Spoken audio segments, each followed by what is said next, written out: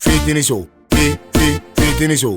Troisième manche éliminatoire de la ville de Bobo-Dioulasso. Nous revoilà dans l'enceinte de la Maison de la Culture Monseigneur Ansem Titia Massanou pour assister à des prestations que je puis vous assurer absolument magistrales. Amis téléspectateurs de la chaîne toujours au cœur des grands événements, bonjour et merci de nous suivre.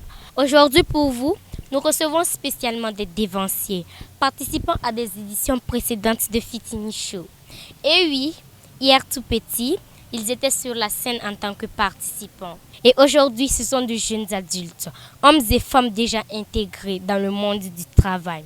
Ici pour vous, ils ont la parole. Ne bougez pas, c'est tout de suite. Notre tout premier invité est Monsieur Traoré Drissa. Il a été candidat aux 6e et 7e éditions de Fitini Show. Bonjour Monsieur Traoré. Vous avez été participant à Fitini Show il y a déjà quelques années. Quelle activité exercez-vous aujourd'hui et quelle est votre histoire avec Fitini Show?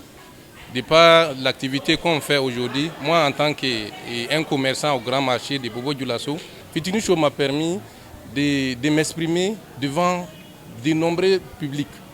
Donc étant au grand marché, j'affronte ça aussi. Donc ça m'a beaucoup aidé. Une vingtaine d'années après votre passage à Fitini Show, comment appréciez-vous l'évolution de l'événement au fil des années? C'est positif, puisque à notre première année, les prix n'étaient pas ça. Cette fois-ci, les prix sont vraiment colossaux. On pense que non, ça peut aider les enfants, les encadrer aussi, ça peut les aider beaucoup.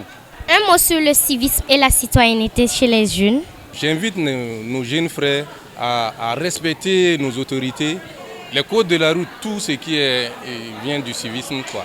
Merci beaucoup, merci d'être passé.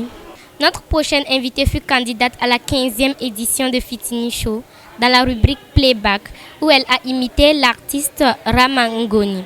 Bonjour mademoiselle. Qu'est-ce que l'aventure avec Fitini Show vous a apporté personnellement? Pour moi, Fitini Show m'a permis de prendre la parole devant un public.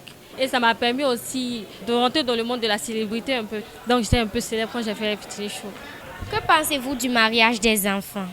Pour moi, la place de l'enfant, c'est à l'école. Il doit aller à l'école et non dans un foyer. Un enfant, pour se marier, il doit avoir l'âge légal d'avoir 18 ans. Merci. Celui que nous recevons à présent se nomme Zabri Abdul Razak. Il a participé aux éditions 2009, 10, 11 et 12 de Fitini Show. Bonsoir, monsieur Zabri. Pouvez-vous nous retracer votre parcours à Fitini Show? Fitini Show et moi, c'est toute une histoire. C'est en 2009 que j'ai commencé avec plusieurs groupes. Après 2012, on a trouvé que j'étais trop grand, donc je dois arrêter de danser parmi les tout petits. Vous faites aujourd'hui de la musique. Est-ce qu'on peut dire que participer à Fitini Show a contribué à cela? Et mon nom d'artiste, je signale, c'est Ebraz. Je ne suis pas seulement artiste, je suis aussi professeur des écoles. Donc je suis avec les enfants chaque fois. Et je dirais que Fitini Show a été une étape cruciale pour moi parce que ça m'a permis de vaincre ma timidité et de savoir comment m'exprimer.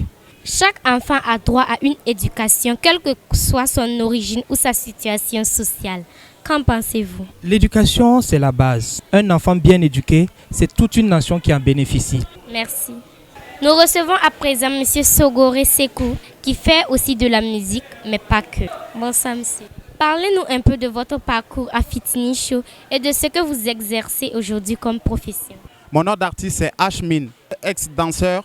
Et là, à travers Fitini Show, maintenant je suis artiste musicien et puis j'exerce aussi dans le domaine de la santé. En 2006-2007, j'ai été en volley ballet. C'est en 2008 que j'ai fait le volley playback Didier Menza. Donc c'est grâce à ça que j'ai été lauréat Fitini Show 2008. Que pensez-vous de la problématique des enfants de la rue? J'allais définir un enfant de la rue comme un enfant qui survit aux dépens de la rue. Il faut une sensibilisation de la population pour empêcher la ségrégation de ces enfants, valoriser un système de soins pour ces enfants. Amis téléspectateurs de la chaîne toujours au cœur des grands événements, c'est ce qui referme le numéro de ce jour. Je rappelle que nous étions à la Maison de la Culture de Bobo-Dioulasso pour la 3e manche éliminatoire de Fitini Show 2024.